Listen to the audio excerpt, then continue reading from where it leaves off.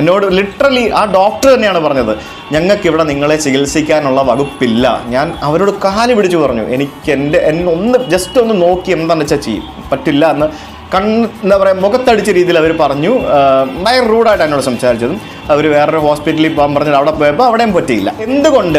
നിനക്കൊരു തൊണ്ടവേദനയല്ലേ, നിനക്ക് പനിയല്ലേ? അപ്പൊ നമ്മുടെ സുജിത് ഭക്തൻ, പുള്ളിക്കാരനെ കുറിച്ച് ഞങ്ങൾക്ക് പ്രത്യേകിച്ച് പറഞ്ഞതിന്റെ ആവശ്യമില്ലല്ലോ. ഒരു ട്രാവൽ വ്ളോഗറാണ്. ഇപ്പൊ മലയാളത്തിൽ ഒരു കാലത്ത് കത്തി നിന്ന പല ട്രാവൽ വ്ളോഗേഴ്സും തകർന്ന് തരിപ്പണമായപ്പോഴും പുള്ളിക്കാരൻ ഇപ്പോഴും കേരളത്തിലെ ട്രാവൽ വ്ളോഗേഴ്സിനിടയിൽ നല്ലൊരു മാർക്കറ്റ് ഉണ്ട് എന്നുള്ളതാണ് അല്ലെ. അത് മെയിനായിട്ട് പുള്ളിക്കാരൻ ചെയ്യുന്ന കണ്ടന്റിന്റെ ക്വാളിറ്റി തന്നെയാണ്. എനിവേ, ഞാൻ ഇപ്പം പുള്ളിക്കാരനെ കുറിച്ച് സംസാരിക്കാനുള്ള കാരണം എന്താണെന്ന് വെച്ചാണെങ്കിൽ, പുള്ളിക്കാരൻ ഒരു ദിവസം മുന്നേ ഒരു വീഡിയോ അപ്ലോഡ് ചെയ്തിട്ടുണ്ടായിരുന്നു. ആ വീഡിയോ മറ്റൊന്നുമല്ല, പുള്ളിക്കാരൻ കഴിഞ്ഞ 1-2 ആഴ്ചയായിട്ട് യൂറോപ്പിലെ സ്ലോവാക്യ എന്ന് പറയുന്ന രാജ്യത്തായിരുന്നു. അപ്പൊ അവിടെ വെച്ച് പുള്ളിക്കാരൻ എന്താക്കി, ത്രോട്ട് ഇൻഫെക്ഷൻ പിടിവിട്ടു. സ്വാഭാവികമായിട്ടും ഡോക്ടറെ കാണിക്കണമല്ലോ. ഇവിടെ സുജിത് ഭക്തനെ സംബന്ധിച്ചിടത്തോളം പുള്ളിക്കാരൻ ലോകം മൊത്തം സഞ്ചരിക്കുന്ന ഒരു വ്യക്തിയാണെങ്കിൽ കൂടി ഇന്ത്യക്ക് പുറത്ത് പോയൊരു സാഹചര്യം വന്നപ്പോൾ പുള്ളിക്കാരൻ ഇന്നേ വരെ ഒരു ഡോക്ടറെ കാണിക്കേണ്ട ഒരു സിറ്റുവേഷൻ വന്നിട്ടില്ല എന്നുള്ളതാണ്. ആദ്യമായിട്ടാണ് പുള്ളിക്കാരൻ ഇന്ത്യന് പുറത്തൊരു ഡോക്ടറെ കാണാൻ പോകുന്നത്. എന്തായാലും അങ്ങനെ പുള്ളിക്കാരൻ സ്ലോവാക്യയിൽ ഒരു ഡോക്ടറെ കാണാൻ വേണ്ടി അങ്ങ് തീരുമാനിച്ചു. അങ്ങനെ നേരെ പുള്ളിക്കാരൻ അവിടെയുള്ള ഒരു ഗവൺമെന്റ് ഹോസ്പിറ്റലിൽ പോയി കാണിച്ചു. അപ്പൊ പുള്ളിക്കാരൻ ഉണ്ടായ ഒരു അനുഭവത്തെ കുറിച്ച് പുള്ളിക്കാരൻ ഷെയർ ചെയ്യുന്നുണ്ട്. നമ്മൾ എന്തായാലും ഒന്ന് കണ്ടുനോക്കാം.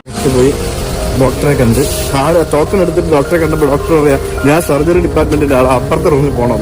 എന്നിട്ട് അപ്പുറത്തെ റൂമിൽ പോയപ്പം അവർ പറയുക, നീ ഇവിടെ ജീവിക്കുന്ന ആളല്ലല്ലോ, എനിക്ക് നിന്നെ ട്രീറ്റ് ചെയ്യാൻ പറ്റില്ല, എന്നിട്ട് വേറെ ഏതോ ഒരു സ്ഥലത്ത് പോകാൻ പറഞ്ഞു. ഞാൻ പറഞ്ഞു, എനിക്കൊരു ആന്റിബയോട്ടിക് തന്നാൽ മതി, തൊണ്ടയുടെ പ്രശ്നമാണെങ്കിൽ ഇവിടെ ഫാർമസി പോയിട്ട് എന്തെങ്കിലും മരുന്ന് വാങ്ങിച്ച് കഴിച്ചാൽ പോരുന്നു. ഞാൻ പറഞ്ഞു, അത് കഴിക്കുന്നുണ്ട്, അത് കഴിച്ചാൽ പോവില്ല, ഇൻഫെക്ഷൻ ആയിട്ടിരിക്കുകയാണ്, എന്തെങ്കിലും ഒരു പോക്ക് വരാൻ പറ്റും. അവർ വേറെ ഏതോ ഒരു ഹോസ്പിറ്റലിൽ പോകാൻ പറഞ്ഞു, അതിന്റെ ലൊക്കേഷൻ ഉണ്ട്, നീ അവിടെ പോയി നോക്കാം. അതെ, ഗവൺമെന്റ് ഹോസ്പിറ്റലിൽ നിന്നാണ് ഇങ്ങനെ ഇറക്കി വിടണമെന്നും കൂടി നിങ്ങൾ ഓർക്കണം. എന്തായാലും പുള്ളിക്കാരൻ മറ്റൊരു ഹോസ്പിറ്റലിലും കൂടി പോയി കാണിച്ചു കേട്ടോ. പക്ഷെ അവിടെ നിന്നും വലിയ കാര്യമൊന്നും ഉണ്ടായില്ല. ഇതേ അനുഭവം തന്നെയാണ് അവിടെ ഉണ്ടായത്. നീ ഇവിടുത്തെ കാരണമല്ലല്ലോ, നിനക്ക് മര്യാദക്കുള്ള ചികിത്സ തരില്ല എന്നുള്ള രീതിയിൽ അവസാനം 2 സ്ട്രെപ്സിൽസ് പോലുള്ള ഒരു മരുന്നും ആന്റിബയോട്ടിക്കും വാങ്ങി പുള്ളിക്കാരന് കഴിക്കേണ്ടി വന്നു എന്നുള്ളതാണ് വല്ലാത്തൊരവസ്ഥ തന്നെ അല്ലേ. ഇതാണ് ശരിക്കും പറഞ്ഞാൽ പുറം രാജ്യത്തൊക്കെ പോയി കഴിഞ്ഞാണെങ്കിൽ നമുക്കൊരു അസുഖം വന്നുള്ള അവസ്ഥ എന്ന് പറയുന്നത്. നല്ല രീതിയിലുള്ള ഒരു ഹെൽത്ത് കെയറോ ട്രീറ്റ്മെന്റോ നമുക്ക് അവിടെ കിട്ടില്ല എന്നുള്ളതാണ്. നേരെ മറിച്ച് നമ്മുടെ ഇന്ത്യയിലൊക്കെ ആണെങ്കിൽ എന്ത് ചെറിയൊരു അസുഖമാണെങ്കിൽ കൂടിയും ഒരു ജലദോഷമാണെങ്കിലും നല്ല രീതിയിൽ ട്രീറ്റ് ചെയ്ത് വിടത്തുള്ളൂ അല്ലേ. ഇപ്പൊ പലപ്പോഴും ഈ പുറത്തൊക്കെ പഠിക്കാനും ജോലിക്കൊക്കെ പോകുന്ന ആൾക്കാർ അവർക്ക് എന്തെങ്കിലും അസുഖം വന്നു കഴിഞ്ഞാണെങ്കിൽ അവർ നേരെ ടിക്കറ്റ് എടുത്ത് നാട്ടിലേക്ക് വരുന്നത് കാണാറുണ്ട്. അങ്ങനെ ഒരുപാട് ആളുകൾ ഞാൻ കണ്ടിട്ടുണ്ട്. അപ്പോഴൊക്കെ ഞാൻ ചിന്തിച്ചു പോയിട്ടുണ്ട്, അവർക്ക് എന്താ അവിടെ ഒന്നും ഇതിനുള്ള ഫെസിലിറ്റി ഇല്ല എന്ന്. പ്രത്യേകിച്ചൊക്കെ നമ്മളിൽ പലരും കരുതി വെച്ചിട്ടുള്ളത് യൂറോപ്പിലൊക്കെ പോയി കഴിഞ്ഞാൽ നല്ല ഫെസിലിറ്റിയും നല്ല ഡോക്ടേഴ്സും കിട്ടുമെന്നൊക്കെയാണ് അല്ലേ. പക്ഷെ എന്തുകൊണ്ടാണ് പുറം രാജ്യത്തൊക്കെ പോയവർ ഒരു അസുഖം വരുമ്പോൾ തിരിച്ച് നാട്ടിലേക്ക് വരുന്നത് എന്നുള്ള ഉത്തരം ഇപ്പം കിട്ടിയെന്നുള്ളതാണ്. ഒരു ത്രോട്ട് ഇൻഫെക്ഷൻ വന്നപ്പോൾ പോലും സുജിത് ഭക്തൻ ഇങ്ങനെ നരകിക്കേണ്ട ഒരു അവസ്ഥ വന്നെങ്കിൽ അവിടെ പോയി ജീവിക്കുന്ന വിദേശികൾക്ക് നല്ലൊരു അസുഖം വന്നു കഴിഞ്ഞാൽ അവസ്ഥ എന്തായിരിക്കും അല്ലെ. എന്തായാലും ഇങ്ങനെ തിരിഞ്ഞു നോക്കാത്ത ഒരു അവസ്ഥയും ഇറക്കി വിടുന്ന ഒരു അവസ്ഥയൊന്നും ഇവിടെ ഉണ്ടാവാറില്ല അല്ലെ. രോഗിയെ മുന്നിൽ കിട്ടിയോ ചികിത്സിച്ചിട്ട് വിടും.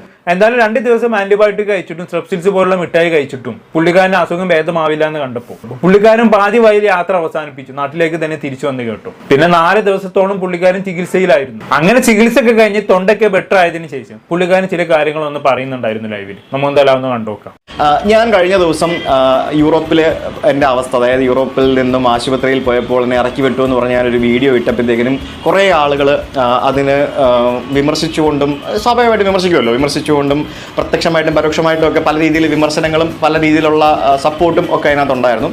അപ്പോൾ അതിൽ ഭൂരിഭാഗം ആളുകളും കമൻറ്റ് ചെയ്തിരുന്നത് നമ്മുടെ നാട്ടിലെ മെഡിക്കൽ സിസ്റ്റം എത്ര മികച്ചതാണ്, പുറത്ത് പല നാട്ടിലും മെഡിക്കൽ സിസ്റ്റം ഭയങ്കര വീക്കാണ്. വീക്കെന്ന് വെച്ചാൽ നമുക്ക് വേണ്ട സമയത്ത് ട്രീറ്റ്മെൻറ്റ് കിട്ടുന്നില്ല, നമ്മളെ വേണ്ട രീതിയിൽ പരിഗണിക്കുന്നില്ല എന്നുള്ളതാണ് പലരും പറയുന്ന ഒരു മെയിൻ ഡിസഡ്വാൻറ്റേജ് ആയിട്ടുള്ളൊരു കാര്യമാണ്. അത് കറക്റ്റാണ് ബേസിക്കലി. അതിനകത്ത് ഒരു കൂട്ടം ഫേസ്ബുക്ക് അമ്മാവന്മാർ, പ്രത്യേകിച്ച് വിദേശങ്ങളിൽ പോയിട്ട് മൈഗ്രേറ്റ് ചെയ്ത് അവിടെ താമസിക്കുന്ന ഒരു കൂട്ടം ഫേസ്ബുക്ക് അമ്മാവന്മാർക്കാണ് ഇതിനകത്ത് ഏറ്റവും വലിയ ക്രിമികടി എന്ന് പറയുന്നത്. സ്വാഭാവികം. അല്ലെങ്കിൽ ഫേസ്ബുക്ക് അമ്മാവന്മാർക്ക് എങ്ങനെ ആരെങ്കിലും തെറി വിളിക്കണം എന്ന് വിചാരിച്ച് നടക്കുന്ന ആൾക്കാരാണ്, അത് വേറെ കാര്യം. പിന്നെ പുറം രാജ്യത്ത് പ്രത്യേകിച്ച് യൂറോപ്പിൽ മൈഗ്രേറ്റ് പോയി ജീവിക്കുന്ന ആൾക്കാരെ സംബന്ധിച്ചിടത്തോളം അതിൽ മിക്കവാറും അവിടെ റെസിഡൻസ് എടുത്ത ആൾക്കാരായിരിക്കും അല്ലെ, അവിടുത്തെ സിറ്റിസൻസ് ആയിരിക്കും. സ്വാഭാവികമായിട്ടും അങ്ങനെയുള്ള ആൾക്കാർക്ക് അവിടെ റെസിഡൻസ് എടുത്ത് ജീവിക്കുന്നതിനെ കൊണ്ട് തന്നെ അവർക്കൊരു അസുഖം വന്നു കഴിഞ്ഞാണെങ്കിൽ അവർക്ക് അവിടുത്തെ ചികിത്സ ഫ്രീ ആയിരിക്കും. ഗവൺമെന്റ് ഫ്രീ ആയിട്ടുള്ള ചികിത്സ നൽകും. കാരണം അവർ അത്രയും ടാക്സ് അവിടെ ഗവൺമെന്റിന് കൊടുക്കുന്നുണ്ട്. അവർ ആ ഒരു എക്സ്പീരിയൻസ് വെച്ചിട്ടാണ് ഈ ഡയലോഗൊക്കെ നടത്തുന്നത്, ഫ്രീ ചികിത്സ കിട്ടുന്നതിനെ കൊണ്ട് തന്നെ. പക്ഷെ ഒരു വിദേശമായിട്ട് അവിടെ പോയി നോക്കണം, അപ്പൊ അറിയാം അവസ്ഥ. ആട്ടി വിടും അവര്. ഇപ്പൊ സുജിത് ഭക്തന്റെ ഒരു അവസ്ഥ നമ്മൾ കണ്ടല്ലോ. അപ്പൊ പിന്നെ അങ്ങനെ ആനുകൂല്യം പിൻപറ്റുന്നവരെ സംബന്ധിച്ചിടത്തോളം അവർക്ക് എന്ത് ഡയലോഗ് അടി അടിക്കുക, അതല്ലാതെ ഒരു അവസ്ഥയിൽ വന്ന് അവിടെ ജീവിച്ചു നോക്കണം, അപ്പൊ അറിയാം. എന്തായാലും സുജിത് ഭക്തന് വരെയുള്ള ബാക്കി കൂടി കണ്ടോക്കാം. അതായത് അവരുടെയൊക്കെ വാദം എന്ന് പറയുന്നത് അവർ ജീവിക്കുന്ന യൂറോപ്പ് അല്ലെങ്കിൽ UK അല്ലെങ്കിൽ പ്രത്യേകിച്ച് യൂറോപ്പിൽ UK-ലാണ് ഏറ്റവും കൂടുതൽ ഇത്തരത്തിലുള്ള പ്രശ്നം. ഇപ്പോൾ അമേരിക്കയിലാണെങ്കിൽ പോലും നമുക്ക് കൂടുതലും പ്രൈവറ്റ് ഹോസ്പിറ്റൽസ് ധാരാളമായിട്ടുണ്ട്.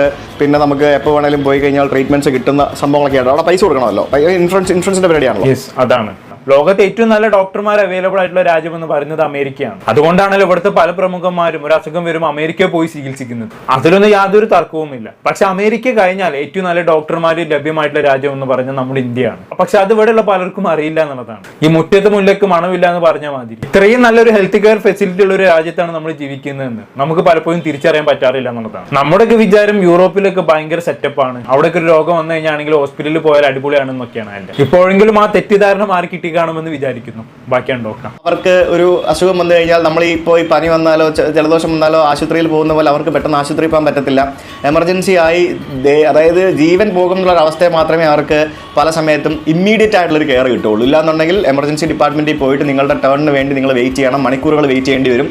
ഈ യൂറോപ്പിലും UK-യിലും ഒക്കെയുള്ള ആശുപത്രികളുടെ ഗൂഗിൾ മാപ്പിൽ റിവ്യൂ എടുത്ത് നോക്കിക്കഴിഞ്ഞാൽ നിങ്ങൾക്ക് അതിൻ്റെ അവസ്ഥകൾ കാണാൻ സാധിക്കും. ജസ്റ്റ് ഏതെങ്കിലും ഒരു ആശുപത്രിയുടെ റിവ്യൂ എടുത്ത് നോക്കിക്കും നിങ്ങൾക്ക് അവരുടെ പ്രോപ്പർ അവസ്ഥ മനസ്സിലാക്കാൻ സാധിക്കും. അവിടുത്തെ ജനങ്ങൾ പോലും അതിനെപ്പറ്റി ഫ്രസ്ട്രേറ്റഡ് ആണ് പല ആൾക്കാർ.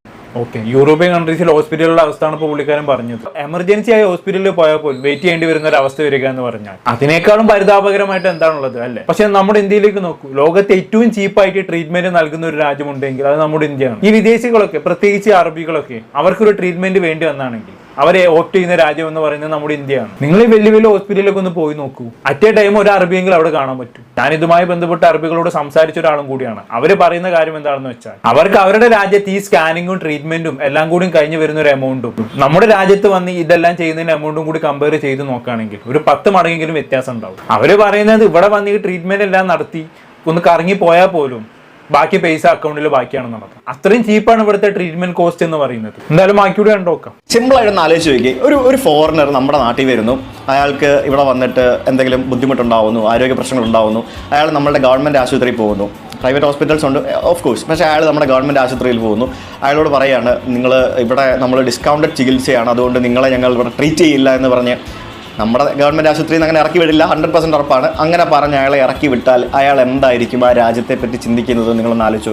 അയാൾ എന്ത് ചിന്തിക്കണമെന്ന് പോട്ടെ, അടുത്ത ദിവസം പിന്നെ ആ ഹോസ്പിറ്റലിന് മുന്നിൽ സമരമായിരിക്കും. പിന്നെ ഇറക്കി വിട്ട ഡോക്ടറിനെയും ഹോസ്പിറ്റൽ അധികൃതരെയും വെച്ചേക്കില്ല അല്ലേ? മാത്രമല്ല വിദേശത്ത് പോയി കേസ് കൊടുത്തു കഴിഞ്ഞാണെങ്കിൽ ആ ഡോക്ടറും ആ ഹോസ്പിറ്റൽ അധികൃതരും അകത്താകും. കാരണം ഒരു എമർജൻസി സിറ്റുവേഷനിൽ ഒരാളെ ചികിത്സിക്കാതെ വിടുക എന്ന് പറഞ്ഞ് ഇവിടെ വലിയൊരു മെഡിക്കൽ നെഗ്ലിജൻസ് തന്നെയാണ്. അതുകൊണ്ടൊക്കെ തന്നെ ആ പരിപാടി ഇവിടെ നടക്കില്ല. എന്തായാലും ബാക്കിയൂടെ നോക്കാം. ആലോചിച്ച് നോക്കൂ, ആ അവസ്ഥയാണ് ബേസിക്കലി എനിക്കുണ്ടായത്. എന്നോട് ലിറ്ററലി ആ ഡോക്ടർ തന്നെയാണ് പറഞ്ഞത്, ഞങ്ങൾക്ക് ഇവിടെ നിങ്ങളെ ചികിത്സിക്കാനുള്ള വകുപ്പില്ല. ഞാൻ അവരോട് കാല് പിടിച്ച് പറഞ്ഞു, എന്നെ ഒന്ന് ജസ്റ്റ് ഒന്ന് നോക്കി എന്താണെന്ന് വെച്ചാൽ ചെയ്യും, പറ്റില്ല എന്ന് എന്താ പറയുക മുഖത്തടിച്ച രീതിയിൽ അവർ പറഞ്ഞു. ഭയങ്കര റൂഡായിട്ട് എന്നോട് സംസാരിച്ചതും. അവർ വേറൊരു ഹോസ്പിറ്റലിൽ പോകാൻ പറഞ്ഞത് അവിടെ പോയപ്പോൾ അവിടെയും പറ്റിയില്ല. സോ അതാണ് ബേസിക്കലി നമ്മൾ അവിടെ പോയിട്ട് എമർജൻസിയിൽ വെയിറ്റ് ചെയ്ത് കാത്തിട്ട് നിൽക്കണം. എന്തുകൊണ്ട് നിനക്കൊരു തൊണ്ടവേദനയല്ലേ, നിനക്ക് പനിയല്ലേ, ഇത് കുറച്ച് ദിവസം വെയിറ്റ് ചെയ്താൽ മാറില്ലേ എന്നൊക്കെ പല ആൾക്കാരും ചോദിച്ചു. യെസ്, മാറുമായിരിക്കാം. സ്വാഭാവികമായിട്ട് തൊണ്ടയ്ക്കൊക്കെ ഇൻഫെക്ഷൻ വന്നു കഴിഞ്ഞാൽ യാതൊരുവിധ മരുന്നും കഴിക്കാതെ ചിലപ്പം 10-15 ദിവസം 1-2 ആഴ്ച കൊണ്ട് മാറുമായിരിക്കാം. പക്ഷേ എത്ര എന്ന് പറഞ്ഞ് ഞാൻ വെയിറ്റ് ചെയ്യും. അങ്ങനെ പറയുന്നവർക്ക് ഈ തൊണ്ടവേദന ഒന്ന് വന്ന് നോക്കണം, അപ്പൊ അറിയാം അതിന്റെ ബുദ്ധിമുട്ട്. നമുക്കുണ്ടല്ലോ ഒരു തുള്ളി വെള്ളം ഇറക്കാൻ പറ്റത്തില്ല, ഒട്ടിക്കത്തെ പെയിൻ ആയിരിക്കും, മര്യാദയ്ക്ക് സംസാരിക്കാൻ പറ്റത്തില്ല, ശബ്ദം മര്യാദയ്ക്ക് പുറത്തു വരില്ല. പ്രത്യേകിച്ച് ഇവിടെ സുജിത് ഭക്തൻ എന്നൊക്കെ പറയുന്ന ട്രാവൽ വ്ളോഗറാണ്, പുള്ളിക്കാരനെ സംസാരിക്കണം ജീവിക്കണമെങ്കിൽ അല്ല. അങ്ങനെയുള്ള ഒരാൾക്ക് ഒരു ത്രോട്ട് ഇൻഫെക്ഷനും കൂടി വന്നു കഴിഞ്ഞാണെങ്കിൽ വല്ലാത്തൊരു അവസ്ഥ തന്നെ ആയിരിക്കും. പ്രത്യേകിച്ച് ഈ തൊണ്ടയിൽ ഈ നീരൊക്കെ ഇറങ്ങണം, ഒട്ടിക്കത്തെ പെയിനാണ് മക്കളെ. ആ ഒരു അവസ്ഥ വരാത്തത് കൊണ്ടാണ് ഇമാതിരി ഡയലോഗ് അടിക്കുന്നത്. ഈ പറയുന്നവന്മാർക്ക് തന്നെ ത്രോട്ട് ഇൻഫെക്ഷൻ ഒന്നും വരണം, ഒരു ജലദോഷം വന്നാൽ വരെ ഇവന്മാരെ സൈഡാവും. ആ ആൾക്കാരാണ് ഈ വന്ന് പറയുന്നത് 2 ദിവസം വെയിറ്റ് ചെയ്തൂടെ, 3 ദിവസം വെയിറ്റ് ചെയ്തൂടെ എന്നൊക്കെ. ഇതൊക്കെ ചുമ്മാ ഈ രോഗത്തിന്റെ സീരിയസ്നെസ് അറിയാത്തത് കൊണ്ട് പറയുന്നതാണ്. ഇവിടെ ത്രോട്ട് ഇൻഫെക്ഷൻ ആണെങ്കിൽ ഇനി ചെറിയൊരു കോൾഡ് ആണെങ്കിൽ കൂടി ഒരു രോഗി ചികിത്സ ആവശ്യപ്പെട്ടാൽ അവിടെ ഡോക്ടർ ചികിത്സ നൽകിക്കൊള്ളണം, അതിൽ യാതൊരു തർക്കവും.